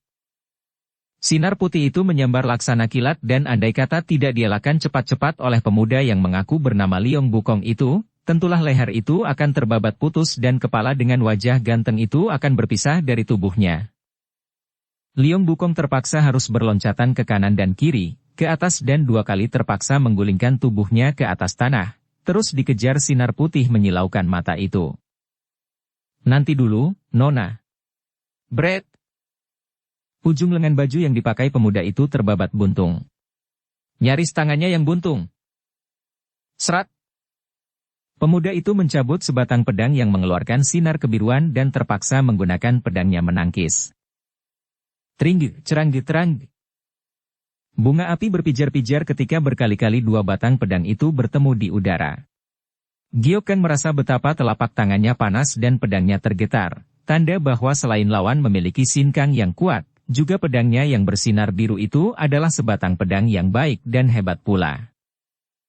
Nona, sabarlah, saya tidak ingin bertanding. Singgi. Teranggi. Kembali pemuda itu menangkis dan tangan Giokeng gemetar dan terasa panas telapak tangannya. Tak usah banyak cakap, bentak Giokeng yang kembali telah menerjang dengan ganas. Maklum bahwa lawannya lihai dan memiliki pedang pusaka pula, Giokeng menyerang dengan pengerahan tenaga dan menggunakan jurus-jurus pilihan. Namun dia terkejut dan diam-diam kagum sekali karena pemuda itu selain memiliki tenaga sinkang amat kuat, juga memiliki kecepatan gerak mengagumkan sehingga setiap serangannya dapat dihindarkan dengan tangkisan atau elakan. Para anggota Qin Lingpai dan 2 orang kakek tadi menonton dengan mata terbelalak penuh kagum menyaksikan betapa 2 gulung sinar pedang putih dan biru saling belit, saling desak dan saling dorong. Demikian terang sinar kedua pedang itu sehingga menyelimuti bayangan kedua orang yang memainkannya. Tahan senjata. Bentakan ini menggetarkan jantung kedua orang muda yang sedang bertanding, membuat tangan mereka menggigil beberapa detik dan gerakan mereka tertahan. Detik-detik ini cukup bagi Keng Hong untuk menangkap kedua tangan yang memegang pedang dan mendorong Giokeng dan pemuda itu sampai terhuyung ke belakang. Dukung channel Novel Silat dengan subscribe, follow, like, komen dan share. Selagi pemuda itu terhuyung, Keng Hong sudah menggerakkan tangannya, jari-jari tangannya menangkap ujung pedang bersinar kebiruan tenaga sinkang mujizat dia keluarkan, jari-jari tangan membuat gerakan menekuk. Trak! Ujung pedang pusaka yang mengeluarkan sinar kebiruan itu patah. Pemuda itu terbelalak dengan muka pucat sekali. Matanya memandang pedang di tangannya yang telah menjadi pedang buntung. Hampir dia tidak dapat percaya. Begitu mudahnya ketua Qin Lingpai itu mematahkan pedang pusakanya, seolah-olah pedang itu sama dengan sebatang lidi kering saja. Padahal pedangnya adalah sebatang pedang pusaka yang ampuh. Diam-diam dia bergidik ngeri membayangkan betapa kuatnya jari-jari tangan orang setengah tua yang berdiri tenang di depannya itu, lebih ngeri lagi ketika mendengar suara Chia Keng Hong yang halus dan penuh kesabaran dan ketenangan, namun juga penuh wibawa. Orang muda, siapapun adanya engkau, seorang tamu yang datang dengan pedang terhunus tentu bukan seorang yang beriktikat baik. Engkau masih beruntung bukan aku yang turun tangan, kalau demikian halnya jangan harap engkau masih dapat bernapas. Ucapan ini keluar dari mulut seorang wanita yang usianya sudah setengah tua akan tetapi masih tampak cantik jelita dan gagah perkasa. Mudah saja bagi Liong Bukong untuk menduga bahwa tentu nyonya itulah istri ketua Qin Ling Pai yang bernama Si Biao Eng, yang dahulu berjuluk Song Bun Siuli. Dengan jantung berdebar dan keringat dingin membasahi lehernya, pemuda itu cepat menyarungkan pedang buntungnya dan menjura penuh hormat kepada Chia Keng Hong dan Si Biao Eng sambil berkata, "Mohon Jiwie Lo Cianwei, kedua orang tua sakti, sudi mengampunkan saya yang lancang berani mendatangi Qin Ling San. Saya bernama Liong Bukong dan sengaja dari tempat jauh sekali datang ke sini bersama kedua orang paman Ang Kui Tung Sek dan Pek Kui Gak Song." Chia Keng Hong melirik ke arah dua orang kakek itu yang juga sudah menjura dengan hormat. Melihat bahwa mereka adalah orang-orang yang usianya sudah 60 lebih, dia pun membalas penghormatan mereka dengan sikap dingin. Dua orang itu berjuluk Ang Kui, setan merah, dan Pek Kui, setan putih, tentu termasuk golongan hitam atau kaum sesat, maka dia cepat bertanya. "Setelah tahu bahwa engkau lancang, mengapa masih berani? Ada keperluan apakah?" Pemuda itu dengan sikap hormat dan kedua tangan di depan dada melirik ke arah Giok Keng. Darah itu juga sedang memandang kepadanya. Dua pasang mata bertemu pandang dan jantung Giok Keng berdebar, mukanya berubah merah. Pemuda itu benar-benar tampan dan gagah, juga sikapnya begitu halus dan penuh hormat. "Harap Lo Cianwei sudi memaafkan, sebetulnya kedatangan kami, yaitu kedua paman ini, dengan maksud, paman gak, harap To Tiang menjelaskan kepada Chia Lo Cianwei." Agaknya sukar sekali bagi pemuda itu untuk melanjutkan kata-katanya, beberapa kali dia harus menelan ludah dan lehernya serasa tercekik. Kini kedua orang kakek itu yang melangkah maju menghadap Keng Hong sambil menjura. Kemudian Pek Kui Cak Song berkata, "Tidak perlu kiranya kami membohong kepada Pai Chu, ketua. Sesungguhnya telah lama sekali Liong Kong Chu, Tuan Muda Liong, mendengar akan nama besar Pai Chu dan akan kehebatan putri Pai Chu, yaitu Nona Chia Giok Keng. Harap Pai Chu ketahui bahwa Liong Kong Chu adalah putra tunggal dari Pangcu kami di Kuiou, Telaga Setan." Bukankah di Kuiou adalah sarang Kui Engpang dan ketuanya adalah Kuieng Nio Chu Ang Finio, datuk kaum sesat?" Biao Eng memotong. Dua orang kakek itu tersenyum. "Tidak salah dugaan itu, Pangcu kami adalah Kuieng Nio Chu Ang Finio. Tentu saja mereka merasa bangga menyebut nama yang sudah tersohor itu. Dan kami berdua adalah pembantu-pembantu utamanya, juga termasuk murid-murid Pangcu kami yang setia. Coba kalian lanjutkan, apa keperluan kalian dan Liong Bukong ini datang ke sini?" Keng Hong mendesak, hatinya tidak enak. Melihat sikap tuan dan nyonya rumah, Pek Kui Gak Song juga kelihatan gugup dan jerih. "Sesungguhnya kami ditugaskan Pangcu kami untuk mengiringkan Kongcu kami untuk dapat bertemu muka dengan Chia Xiao Chia, dan hal ini sudah terlaksana, tentu tidak lama lagi Pangcu kami akan segera resmi mengajukan pinangan, melamar Nona Chia Giok Keng untuk menjadi jodoh Kongcu kami." "Keparat!" Tiba-tiba Biao Eng membentak marah. Hendak melamar setelah mengacau di Qin Ling San dan melukai 6 orang anggota Qin Ling Pai dengan pukulan Hek Tok Chiang. Dua orang kakek itu menjadi pucat wajahnya. Ini, hanya kesalahpahaman, hanya keinginan menguji kepandaian, bukan berniat buruk, kami mohon maaf dan biarlah kami mengobati mereka yang terluka." "Siapa butuh bantuan kalian? Tidak perlu memberi obat, pukulan Hek Tok Chiang macam itu saja apa sih artinya? Biarlah aku menukarnya dengan pukulanku. Terimalah." Biao Eng memberi kesempatan kepada dua orang kakek itu untuk menjaga diri, lebih dulu sebelum dia bergerak. Biarpun dua orang kakek itu jauh lebih tua daripadanya, namun dia adalah istri ketua Qin Ling Pai sedangkan dua orang kakek itu hanya utusan dan murid ketua Kui Eng Pai, maka kedudukannya jauh lebih tinggi. Karena ini, dia tidak mau menggunakan kecepatannya menyerang dua orang yang belum siap. Setelah dua orang kakek itu yang maklum akan dipukul berjaga-jaga, barulah ia menggerakkan tubuhnya sambil berseru, "Robohlah!" Dua orang kakek yang di dunia Kangou sudah amat terkenal dengan julukan Siang Lo Kui, sepasang setan tua, ini cepat menggerakkan tangan menangkis. Des! Des! Plak-plak. Kedua tangan Biao Eng yang menampar itu memang dapat tertangkis oleh mereka, namun lengan mereka yang menangkis terdorong dan terpental sedangkan kedua buah tangan halus itu tetap saja menyambar terus dan menampar dada mereka. Tamparan yang tidak begitu kuat, akan tetapi akibatnya hebat karena kedua orang kakek itu roboh, muntah darah dan pingsan. Kiranya mereka telah menderita luka dalam yang cukup hebat, dan juga pukulan Biao Eng itu beracun, tidak kalah dahsyatnya dibandingkan dengan Hek Tok Chiang. Tidaklah aneh kalau si Biao Eng mampu menggunakan ilmu pukulan beracun yang biasanya hanya dikuasai oleh kaum sesat karena dia adalah putri mendiang Lam Hai Sini, wanita sakti Laut Selatan. Pukulannya tadi adalah ngotok ciang, tangan pancar racun, yang mengandung intisari 5 macam hawa beracun dan tentu saja jauh lebih berbahaya daripada Hek Tok Chiang, apalagi dilakukan oleh seorang yang tingkat kepandaiannya sudah setinggi nyonya itu. Leong Bukong terkejut sekali. Dia tadi sudah menyaksikan kehebatan ilmu kepandaian Chia Keng Hong ketua Chin Ling Pai yang dengan amat mudahnya mematahkan ujung pedang pusakanya. Kini dia menyaksikan kelihayan nyonya ketua itu yang dalam segebrakan saja mampu merobohkan Siang Lo Kui, padahal dua orang kakek itu adalah murid-murid kelas 1 dari ibunya.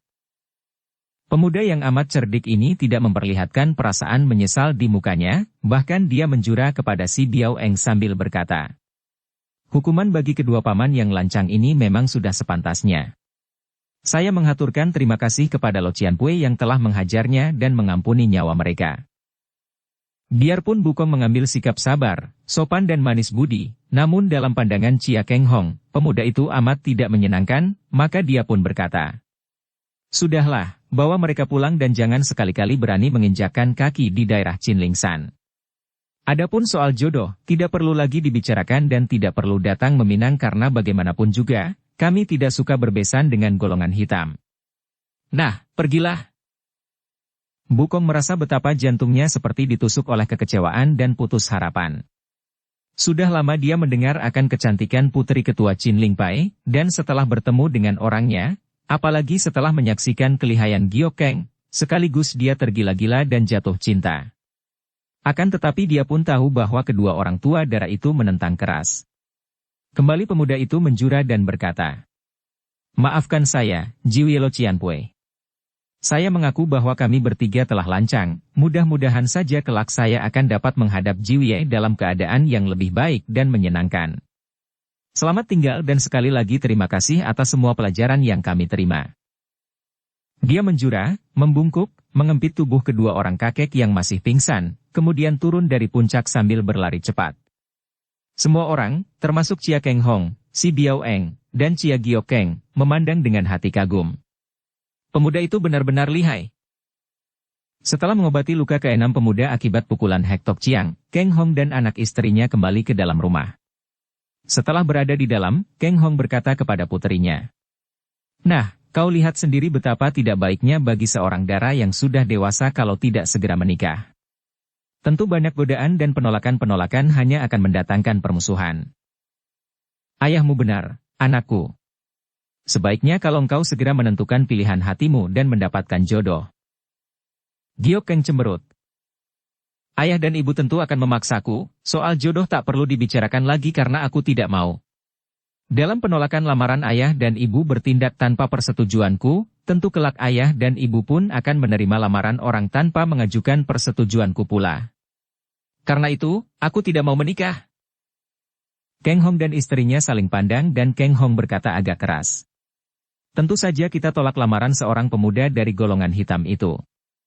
Apalagi kalau dia putra iblis betina Kuyeng Niochu yang tersohor." Giok Keng tetap cemberut. Sedikit banyak hatinya telah tertarik oleh sikap pemuda tampan tadi, dan biarpun hal itu bukan berarti bahwa dia jatuh cinta dan menerima pinangan, akan tetapi dia tersinggung juga menyaksikan betapa ayah bundanya menolak mentah-mentah tanpa mempedulikan perasaannya sendiri. Menolak atau menerima lamaran bukan soal, yang menjadi soal adalah bahwa saya seorang manusia, yang berperasaan pula dan patut menentukan hidup dan masa depan saya sendiri. Hal ini harap ayah dan bunda tidak lupa. Sudahlah, siapa sih yang ingin menikah?" Setelah berkata demikian Giok Keng meninggalkan ayah bundanya, memasuki kamarnya sendiri dan menangis. Keng Hong menggeleng-geleng kepalanya. Istrinya menghibur. Sabarlah.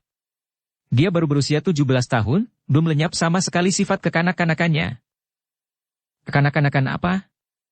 Itulah kalau anak manja. Akan tetapi Kang Hong tidak melanjutkan kemarahannya ketika melihat pandang mata istrinya yang mengalah, bahkan dia lalu memeluk istrinya dan berkata, "Biarlah kita serahkan jodoh anak kita kepada nasib. Perlu apa dipusingkan? Biarlah dia memilih sendiri dan kita hanya mengawasi dari belakang agar dia jangan salah pilih." Semenjak terjadinya pengacauan yang dilakukan oleh orang-orang Kui Engpai itu dan mendapat kenyataan bahwa kepandaiannya masih jauh dari cukup sehingga ketika dia menyerang pemuda bernama Leong Bukong itu dia sama sekali tidak berhasil, Giokeng makin tekun berlatih silat. Hal ini menggirangkan hati Kang Hong dan pendekar ini pun melatih puterinya dengan sungguh-sungguh sehingga akhirnya dia menurunkan juga ilmu silat Haikek Sin Kun kepada puterinya itu dengan janji agar darah itu tidak membocorkannya kepada orang lain. 2 tahun lamanya Giokeng berlatih dengan tekun siang malam sehingga setelah dia berusia 19 tahun, ilmu kepandaiannya meningkat dengan hebatnya. Bahkan dia berhasil pula mempelajari ngotok ciang dari ibunya yang memesan agar putrinya jangan sembarangan menggunakan ilmu ini, kecuali kalau menghadapi golongan hitam karena ilmu ini adalah ilmu keji dari kaum sesat. Betapapun juga, Kang Hong masih belum berani mengajarkan Tiki Beng kepada putrinya. Kalau putrinya mendesak agar ayahnya menurunkan ilmu itu, dia menjawab, "Kau kira mudah saja menguasai Tikai Beng? Kalau belum kuat benar dasarnya, ilmu ini bisa mencelakakan diri sendiri. Ayahmu mendapatkan ilmu ini secara kebetulan saja, akan tetapi ketahuilah, dahulu seorang tokoh golongan hitam yang tinggi ilmu kepandaiannya bernama Kyubeto Anio Lucian Chu, yang berhasil memaksaku memberikan Tikai Beng, telah mati karena ilmu itu sendiri. Mempelajari ilmu ini kalau belum memiliki kekuatan yang melebihi ukuran sinkang biasa, berarti menghadapi bahaya maut. Ilmu-ilmu yang kau pelajari sudah cukup, Kengji, kalau semua itu kau kuasai dengan baik disertai latihan dan ketenangan, kiranya sukar sekali akan dapat dikalahkan lawan, biarpun engkau tidak menggunakan Tiki Beng." Mendengar keterangan ini, Giokeng menjadi ngeri sendiri dan merasa puas dengan ilmu-ilmu yang telah dimilikinya. Akan tetapi, Chia Kang Hong dan Si Biao Eng makin berduka karena belasan kali datang lamaran dari pemuda-pemuda yang bukan orang-orang sembarangan, putra ketua-ketua partai besar, pemuda-pemuda sastrawan dan hartawan, bahkan pernah seorang pemuda putra pangeran dari kota raja melamar. Semua itu ditolak mentah-mentah oleh Giokeng. Padahal, usia dara itu kini telah meningkat, sudah 19 tahun. Ketika Kang Hong dan Biao Eng mendengar akan kematian Tiang Pek Ho Siang dan Tian Le Hui Xiao, mereka segera berangkat untuk melayat, sekalian untuk menghibur kekecewaan hati mereka dan mengharapkan pertemuan dengan Yap Chong San. Siapa tahu kalau jodoh putri mereka itu adalah putra sahabat ini yang sudah hampir 20 tahun, atau sedikitnya 18 tahun tak pernah mereka jumpai. Giokeng disuruh menjaga Chin Lingpai dan mengawasi adiknya, Chia Bun Hou yang baru berusia 5 tahun. Hati Giokeng agak kecewa karena setelah kini ilmunya maju pesat, dia ingin sekali ikut merantau dan bertemu dengan tokoh-tokoh besar. Akan tetapi dia tahu juga bahwa selain Chin Lingpai perlu dijaga, juga tidak baik kalau adiknya ditinggalkan seorang diri bersama para pimpinan Chin Lingpai dalam keadaan di mana bahaya selalu mengancam dari pihak kaum sesat. Akan terpenuhikah harapan Kang Hong dan Biao Eng bahwa mereka akan berjumpa dengan sahabat baik mereka Yap Chong San dan istrinya di kuil Xiao Lim Si? Untuk mengetahui ini, sebaiknya kita mencari Yap Chong San dan istrinya dan melihat keadaan mereka. Sudah terlampau lama kita meninggalkan mereka dan marilah kita mengikuti perjalanan mereka semenjak mereka meninggalkan Lengkok. Seperti telah kita ketahui, Yap Chong San dan istrinya lari meninggalkan Lengkok sebagai orang buruan setelah dengan kekerasan Yan Chu membebaskan suaminya dari tahanan mata izin. Mereka lalu mulai mencari putra mereka yang hilang. Akan tetapi karena kepergian Kun Leong tidak meninggalkan bekas yang jelas, mereka tersesat dan sampai 2 tahun mereka menjelajah ke selatan dan ke timur, belum juga mereka berhasil menemukan putra mereka itu. Akhirnya mereka terpaksa kembali ke utara. 3 tahun telah lewat semenjak mereka meninggalkan Lengkok tanpa hasil sama sekali dalam usaha mereka mencari Kun Leong. Hampir mereka putus harapan dan timbul kekhawatiran bahwa putra mereka yang lenyap itu tewas, ketika pada suatu hari harapan itu timbul kembali secara kebetulan ketika mereka mendengar tentang putra mereka itu. Hal itu terjadi ketika perjalanan mereka membawa mereka tiba di tepi sungai Huanghe di lereng pegunungan Luliangsan yang menjadi tapal batas antara Provinsi Shanxi di timur dan Provinsi Shanxi di barat. Mereka bermalam di dalam sebuah kamar rumah penginapan kecil sederhana, di sebuah dusun nelayan di tepi sungai Huanghe. Menjelang tengah malam, setelah suami istri yang kelelahan ini tertidur, tiba-tiba Yanchu terbangun oleh suara bisik-bisik. Dia terbangun, memasang telinga mendengarkan percakapan lirih yang terjadi di kamar sebelah, percakapan yang dapat didengarnya jelas karena agaknya dua orang wanita yang bercakap-cakap itu tidak menyembunyikan suara mereka dan antara kamarnya dan kamar sebelah itu hanya teraling oleh dinding papan yang sambungannya tidak begitu rapat. Tentu saja Yanchu tidak akan sudi mendengarkan percakapan orang lain kalau saja dia tidak tertarik karena mendengar disebutnya nama putranya, nama Kun Leong. Sungguh heran sekali. Kemana perginya bocah setan itu? Kalau dia melarikan diri dengan perahu, masa dia bisa naik perahu sampai ke langit? Mengapa jejaknya lenyap sama sekali? Terdengar suara wanita yang mengandung penasaran dan kemarahan. Memang dia bukan bocah biasa, Subo, ibu guru, terdengar jawaban suara seorang anak perempuan. Dahulu Kongkong sudah bilang bahwa anak itu memang luar biasa, munculnya pun secara aneh sekali, dari dalam sungai. Apakah dia anak iblis sungai? Siapa namanya? Dia mengaku bernama Kun Leong, Subo. Akan tetapi Tecu, murid, tidak yakin bahwa dia yang membawa pergi benda itu karena benda itu tadinya berada di tangan Po Asek It. Ketika Po Asek It membunuh semua orang, Kun Leong melarikan diri. Mana mungkin dia mampasnya dari tangan Po Asek It? Siapa tahu? Bocah itu setidaknya tentu mengetahui di mana adanya benda itu. Kalau dia dapat tertangkap olehku, akan kupaksa dia mengaku, akan kupatah-patahkan semua tulang tubuhnya agar dia suka mengaku. Mendengar itu, Yanchu sudah tidak dapat menahan hatinya lagi. Biarpun dia merasa heran dan ragu-ragu mendengar percakapan itu, namun besar kemungkinan mereka itu bicara tentang putranya yang hilang. Cepat dia turun dari pembaringan, menghampiri dinding dan mengintai dari celah-celah dinding papan.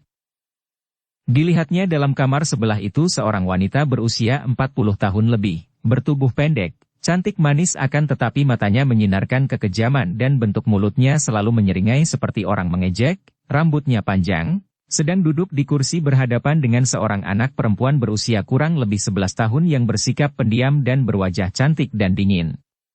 Di atas meja depan wanita rambut panjang itu terdapat sebatang pedang panjang yang bentuknya agak melengkung dan gagangnya panjang. Sebatang pedang berbentuk asing bagi Yanchu.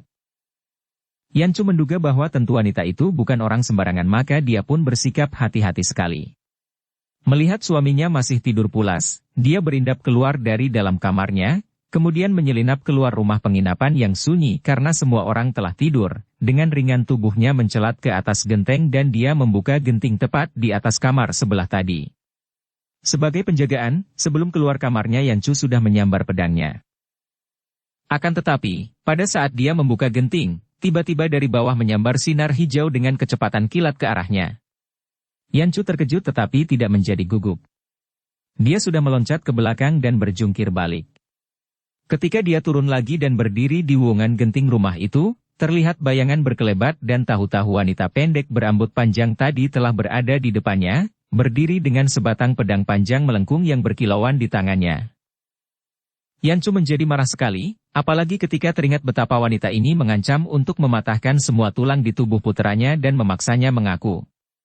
Andai kata yang diancam itu bukan putranya, melainkan seorang anak lain yang namanya juga Kun Leong, tetap saja ancaman itu menunjukkan bahwa wanita pendek ini adalah seorang yang kejam dan jahat sekali, patut untuk dibasmi. Namun, pada saat itu, yang terpenting bagi Yanchu adalah untuk mengetahui apakah benar putranya yang dibicarakan mereka itu. Perempuan kejam. Apakah yang kau bicarakan dalam kamar tadi, yang kau sebut namanya, anak yang bernama Kun Leong itu adalah seorang anak laki-laki yang berusia kira-kira 13 tahun sekarang ini dan siap. Kalau benar dia kau mau apa?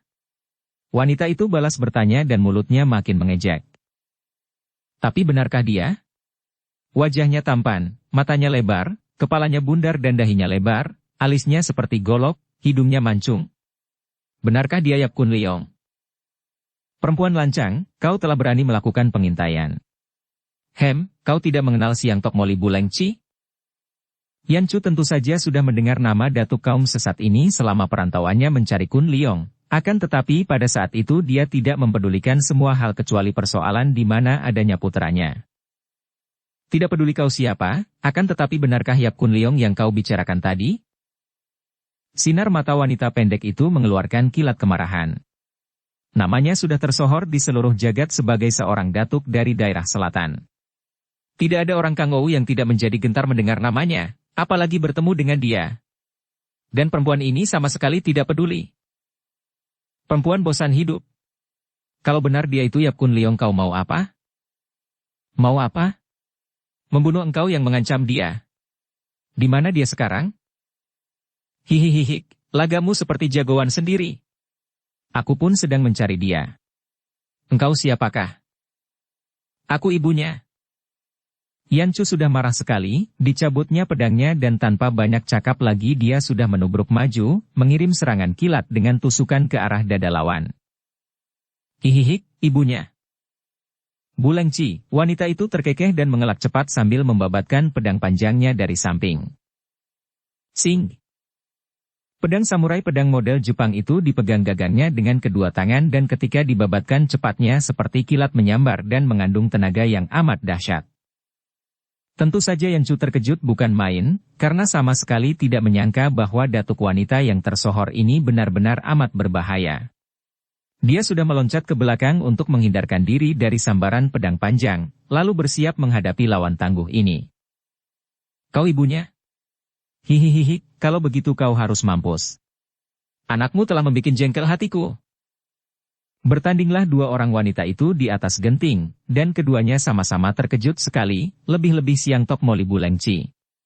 Selama dia merantau ke utara dari pantai Laut Selatan, belum pernah dia bertemu tanding dan jarang pula dia mempergunakan pedang samurainya. Tadi ketika dia menggunakan senjata rahasia Siang Tok Toa, pasir beracun wangi, dari bawah, dia sudah terkejut karena orang yang tadi mengintai dari kamar sebelah kemudian mengintai dari atas genting dapat menghindarkan diri. Karena itu maka dia menyusul ke atas sambil membawa pedang samurainya. Kini, setelah mereka bergebrak selama belasan jurus, Bu Lengci benar-benar kaget sekali. Wanita cantik jelita di depannya ini benar-benar memiliki ilmu kepandaian hebat. Bukan saja ilmu pedangnya luar biasa, juga lawannya ini memiliki keringanan tubuh dan kekuatan tenaga sakti yang mampu menandinginya. Merasa kurang leluasa bertanding di atas genting, Bu Lengci melayang turun. Tentu saja Yan Chu tidak mau melepaskannya, dan cepat menyusul dengan loncatan cepat.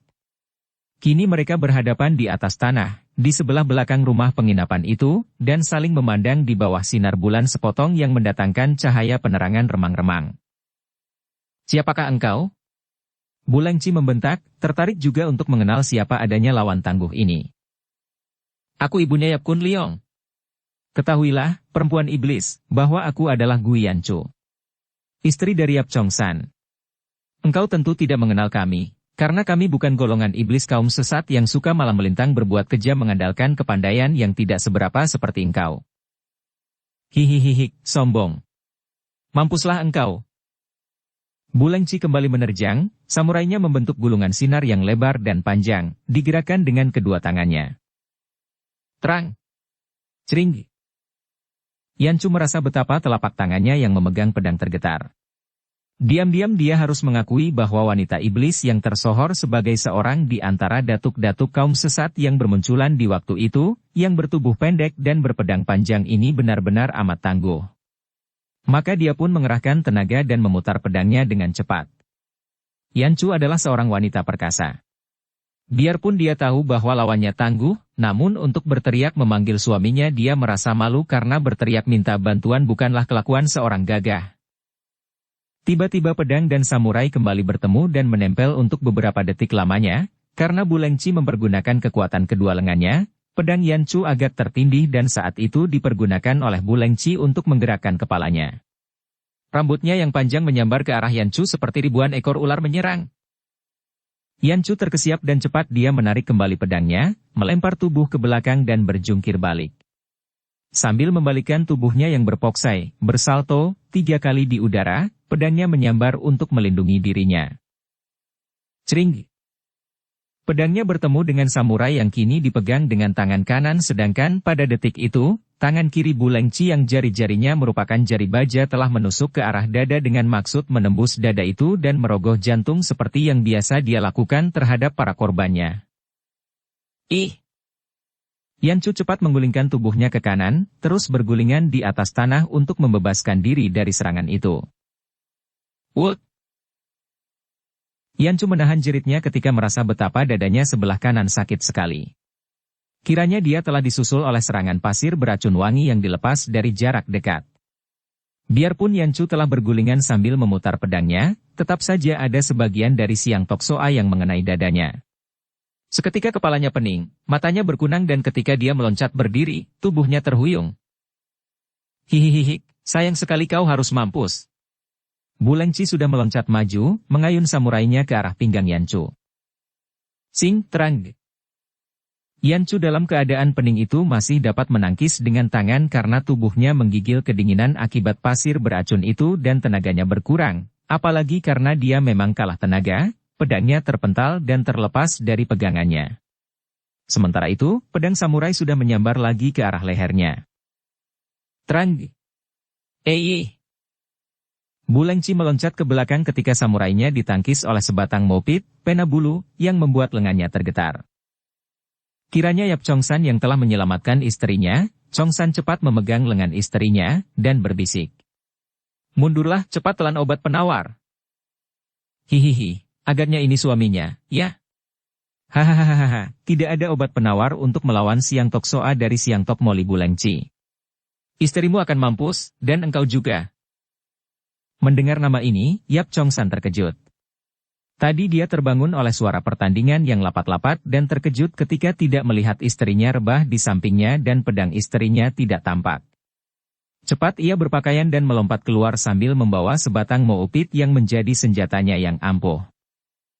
Dapat dibayangkan betapa kagetnya melihat istrinya terhuyung, pedangnya terlempar dan pedang panjang lawan istrinya itu mengancam nyawa istrinya. Untung dia tidak terlambat dan setelah dapat menangkis pedang samurai itu, dia melihat bahwa istrinya telah terluka dan melihat warna mukanya, tentu terluka senjata beracun. Dengan marah dan khawatir sekali Yap Chongsan segera menerjang ke depan menggunakan senjata In Yang Pit hitam putih dengan gerakan cepat seperti kilat. Kembali Bulengci terkejut. Sungguh tak pernah disangka bahwa di dunia Kang Ou sebelah utara ini terdapat orang-orang pandai seperti suami istri ini yang sama sekali tidak terkenal namanya. Bahkan sang suami ini lebih lihai daripada istrinya. Bersambung ke bab 9. Dukung kami dengan subscribe, follow, like, komen dan share. Terima kasih.